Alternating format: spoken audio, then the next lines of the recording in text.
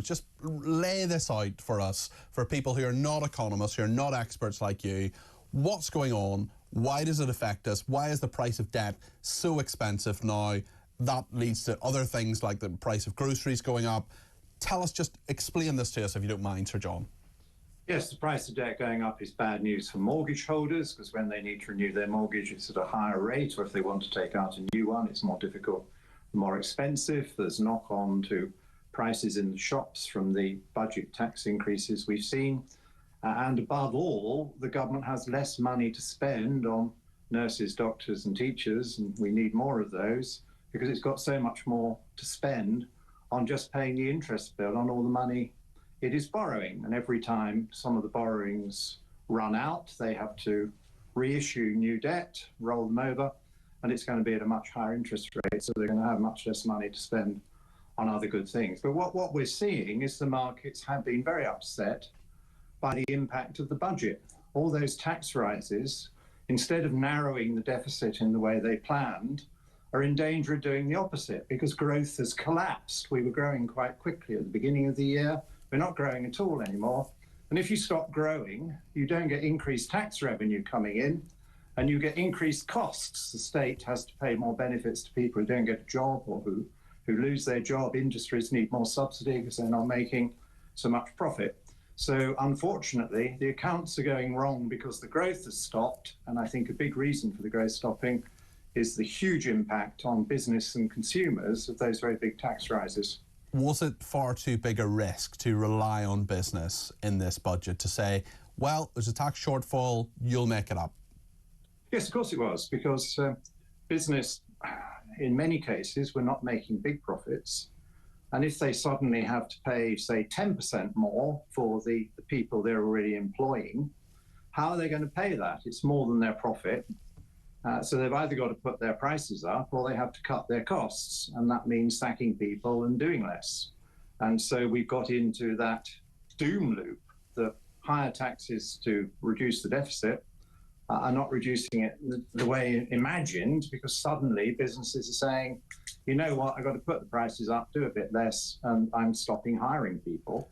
And it's the very opposite of what we need. We need more business, more growth. Because you see, every extra pound that a business generates or an individual gets paid in wages is going to be the most highly taxed pound that they've got.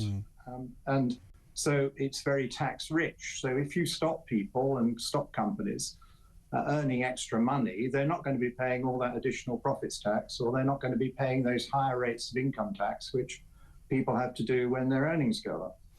Who's to blame for this situation that we're in? Is it Rachel Reeves? Is it global factors? I mean, Darren Jones would have us believe that the economy and the debt markets are all working efficiently and as they're meant to work. Is this Rachel Reeves' fault? Is this global factors? Who's to blame here? Yeah, a very big bit of the blame must rest with the government, because as I've been describing, it was the run-up to the budget with all the talk about tax rises that started to kill confidence, and it was then the very big tax rises, particularly on business, which killed confidence, affected attitudes towards hiring people and paying people more, that has done so much specific UK damage. Now, it is quite true that the longer-term interest rates for government have gone up a bit in the States as well, not as much as in the UK, but they have gone up a bit, and that would have had some impact. But the majority impact, the reason the pound is tumbling as well as the interest rates going up here, is the budget. Because in America, the interest rates have gone up a bit, but the dollar has gone up because people think it's a strong economy and it's growing rather well. Liz Truss is the former Prime Minister. I know you have supported quite a few of her thoughts and measures, and ideologically you're pretty similar, not identical, of course. But in a post on her social media accounts, she had this message for Labour on the economy and on her personal record as Prime Minister. Let's have a look at what Liz Truss said earlier today. Rachel Reeves has pushed this country to the brink of economic crisis through high taxes, high regulation, and disastrous net zero policies. When I tried to fix these problems back in 2022, I was undermined by the economic establishment, and I was forced to reverse the policies before they were even implemented. So, John, we know as well that Liz Truss has threatened to, well, in fact, she has sent what's called a cease and desist letter, essentially saying, stop saying it or I'll sue you, to Keir Starmer, who said she crashed the economy. Has that got any credibility? Well, that's a legal process which will have its own force. I mean, let me point out that... But I should have said, has her contention that, has Keir Starmer's contention that she crashed the economy got, I mean, lots of people will scoff at that and say it's straightforward. I want to answer your point, but I need to say to your viewers that I offered Liz Truss and Kwasi advice on the budget, which they did not accept. I wanted them to spend and borrow less, and I think that would have helped. But the Bank of England has now studied what went on over the time of that budget, and they have very fairly concluded that the majority of the interest rate changes were the result of Bank of England policy and what was happening in the pension fund market, and were not the direct result of the budget. The budget didn't help, but it wasn't the main cause. And so I think that gives strength to the legal action you're talking about, that at the time, you may remember, the Bank of England was actually putting up its base rates around the time of the budget.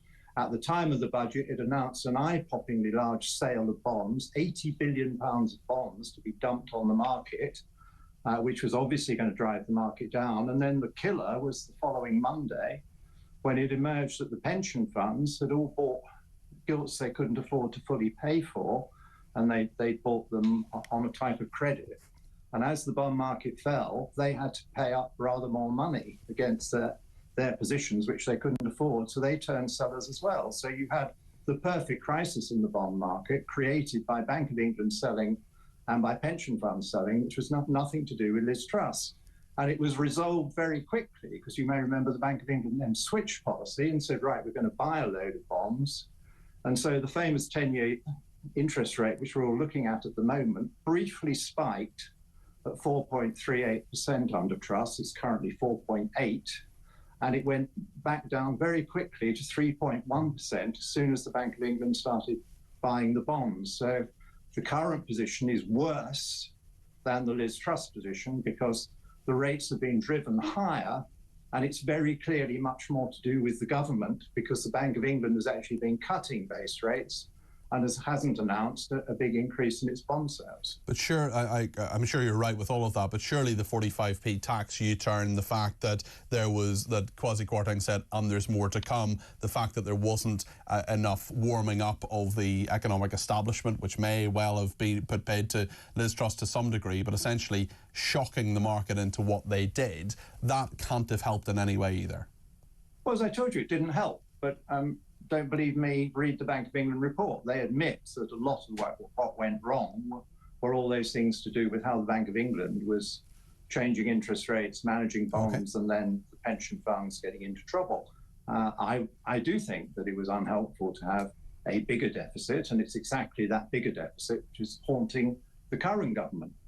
And the extra spending in the case of Liz Truss was a whole load of subsidies to energy, and I, for example, didn't think that better off people like MPs with 2 homes should get 2 lots of energy subsidy. But that happened, and unfortunately the markets took it awry, and it's been common now to always blame the Liz Truss government. But I do think people interested in the subject seriously need to look at those interest rate rises, those bond sales, and the pension fund problems, which were a very important part of that mini crisis. They should also remember that the rates came down again, and they stayed lower than they are today. So the government has to answer, why is it that your rates are considerably worse than the Truss rates, when all you want to do is trash Liz Truss and blame her, when her actions two or more years ago are nothing to do with the very high rates today?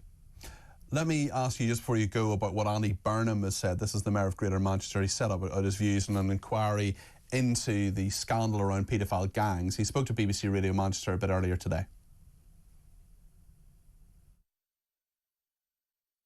In my view, the government was right to reject that form of opportunism. But I did hear last night, coming out of that debate, ministers saying they are open to discussing issues now with survivors. And I will have my voice into this and say, I do think there is the case for a limited national inquiry that draws on reviews like the one that I commissioned and the one we've seen in Rotherham, the one we've seen in Telford, to draw out some of these national issues and compel people to give evidence who then may have charges to answer and be held to account. That is something I couldn't do at my level.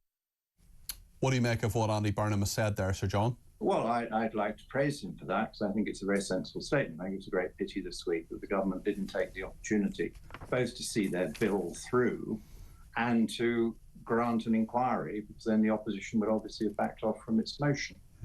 And that would have been a much better outcome. I was pleased to see the Prime Minister moving in the direction of inquiry. I think Andy Burnham has given some reasons why you might want one. I think the public is desperate for one because they feel this has been covered up by successive governments, starting with Labour and going through the coalition and Conservative years. And they want to know who covered up what. And they don't just want the rapists prosecuted, they still haven't been, but they also want some of the senior officials who may have actively covered things up to also be disciplined. John, thank you. That's Sir John Redwood there, the former Conservative Cabinet Minister. Michelle says the Bank of England did it on purpose because Liz Truss wanted to cut taxes full stop. They wanted Rishi in by hook or by crook. Mark in Warfield says, great show. If the US is so concerned about the ex-British ISIS terrorists, why don't they take her in? Steve says, what is stopping Shamima Begum crossing the channel illegally on a boat? If we can prevent her return, why can't we stop the others, says Steve. Also, Michelle says, Shamima Begum is not a British citizenship. That was stripped away. So, no, she should not come back. Gian says, I never thought Liz Truss crashed the economy. And also says, does that mean Andy Burnham has jumped on the far-right bandwagon? Well, you may ask. And the US President says Derek is normally first met by the Prime Minister of the UK face-to-face. Starmer is a socialist left-winger with zero personality. Trump will eat him alive and give the thumbs up to Musk to bring it all down. Well, we will be talking about that with Harry Cole, the political editor of The Sun, in just a few minutes' time. We are going to talk about Shamima Begum next with Simon Diggins, my favourite military analyst. He will be with us in just a few minutes here on Talk.